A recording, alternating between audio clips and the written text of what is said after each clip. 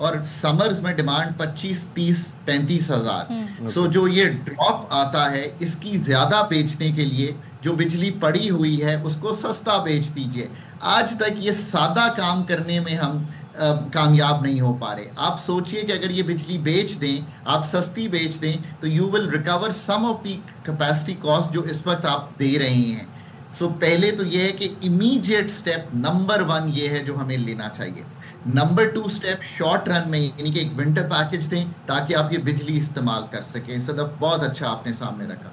फिर दूसरी बात ये है कि जो इस वक्त टैक्सेस का इजरा है 18% का, इसको 6 माह के लिए मौखर कर दीजिए। ये मैं इसलिए कह रहा हूं कि इससे बिजली सस्ती होगी, अगेन खपत बढ़ेगी तो लागत कम होगी बिजली की। ये दूसरा स्टेप है, कर दीजिए। एक एडवांस भी इनकम टैक्स लेते हैं, इसको भी आप सोचिए कि इसको किस तरह हैंडल करना है। शायद कम हो रहे हैं तो वो मुतबादिल ऑल्टरनेट्स की तरफ देख रहे हैं कि वो क्या होने चाहिए।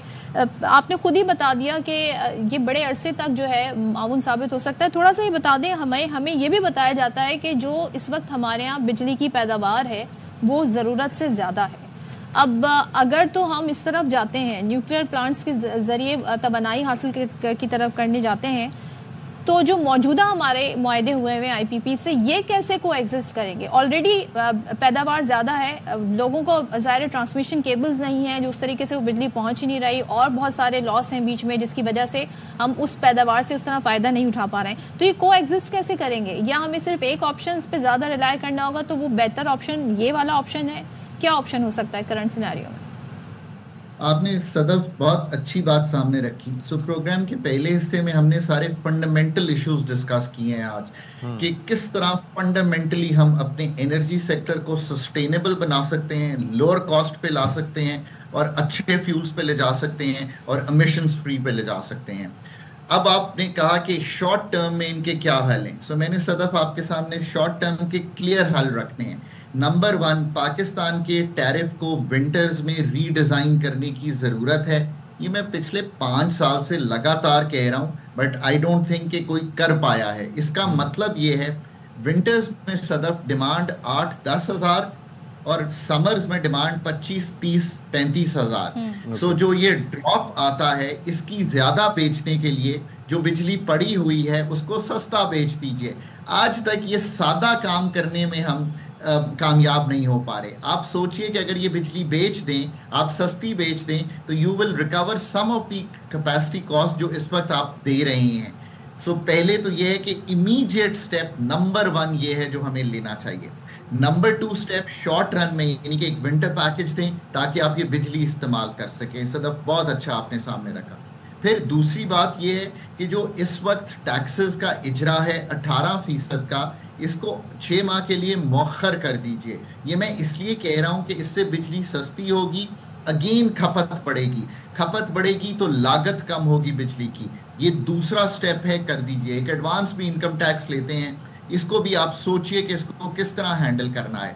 तीसरा स्टेप ये है कि बड़ी क्लियर ये बात सामने आ गई है कि थर्मल इस वक्त अगर बिजली की हमारा फ्यूल सप्लाई करे तो $1 बिलियन इन एफएक्स बच सकता है। ₹2 पर यूनिट बिजली की कॉस्ट नीचे आ सकती है। अगर आपने कोई और काम नहीं करने ना, तो मुझे अगले 3 साल में ये 3 काम मैंने आपके सामने रखे हैं। एक चौथा काम करेंगे तो इससे भी बेहतर हो जाएंगे। सदफ अगेन शॉर्ट रन, गैस सदफ के घर की बंद कर दीजिए अक्टूबर, नवंबर, दिसंबर ऑनवर्ड्स। वो गैस डाइवर्ट कर दीजिए to the efficient power plants जो पाकिस्तान में है। सदफ के घर में जो गैस जाती है वो चूल्हे में, वो गीजर में, वो पानी गर्म करने में मोस्ट इनएफिशिएंट है। हमारे पास 50, 55, 60% एफिशिएंसी के प्लांट्स पड़े हैं। अगर हम ये गैस बंद कर दें और सदफ के घर में सस्ती बिजली देना शुरू कर दें, यानी कि मार्जिनल बिजली जो वो इस्तेमाल करे गैस की मद में, ये 4 काम are immediate wins for Pakistan. Okay. Can we really, Sadaf, you can come back to me after 6 months and ask me कि हमने ये किए कि नहीं किए। अच्छा, I'll be very happy कि अगर ये सिर्फ सदफ के घर तक महफूज है। एंड में मैं पूछूंगा कि खाना सदफ ने बनाया कि नहीं बनाया। Just kidding. अच्छा, मैं ये अर्ज करना चाह रहा था कि ये जो बेसिकली इसके अंदर अभी दुनिया भर में जो जैसे 10% अगर हम बात करें तो ये न्यूक्लियर पावर यूज़ हो रही है, and they are thinking about expanding it further.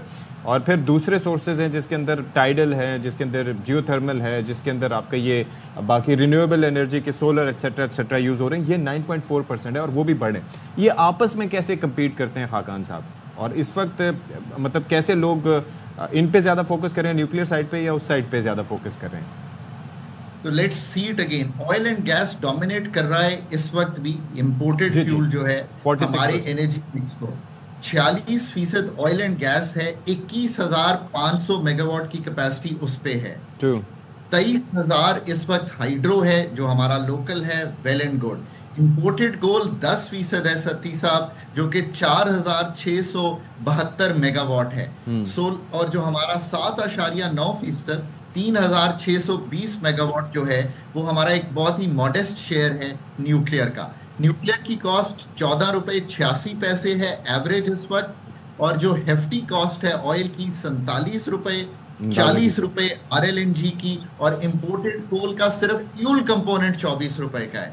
So in the efficient mix अगर आप लाना चाहते हैं तो हाइड्रो के बाद nuclear is an efficient mix. पर सती साहब जो इम्पोर्टेंट बात है, hydro is not your base load, because ये एक माह तो बहुत अच्छा 10,000 आपको दे सकता है जून जुलाई में, पर जब सर्दियों में फ्रीजिंग होती है तो ये ड्रॉप कर जाता है at 1,000 megawatt. But the good nuclear is कि वो 14-18 महीने 73 से आप 3,620 देता है।